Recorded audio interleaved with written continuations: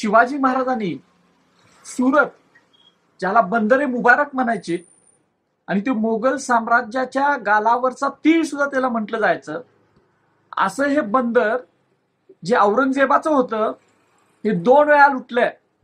1664 आणि 1670 या 2 वेळेला शिवाजी महाराजांनी सुरतेवर छापा टाकला आणि वीरजी होरा तिथला व्यापारी असेल, हाजी बेग असेल, हाजी सय्यद असेल, अशा अनेक व्यापाऱ्यांना शिवाजी महाराजांनी तिथनं लुटून त्यांच्याकडून प्रचंड मोठी संपत्ती आणलेली होती. पहिल्या सुरत लुटीच्या वेळेला सुरतेचा जो सुभेदार होता इनायत खान, त्यानं शिवाजी महाराजांना दूध पाठवला आणि त्याच्या स्वरूपात मारेकरी पाठवला. शिवाजी महाराजांना तिथं धोका करायचा प्रयत्न झाला आणि म्हणून मावळ्यांनी त्यावेळेला सुरतला आग सुद्धा लावलेली होती. आग लावून ती सुरत बेचिराग सुद्धा केली होती. हा आपला इतिहास आहे.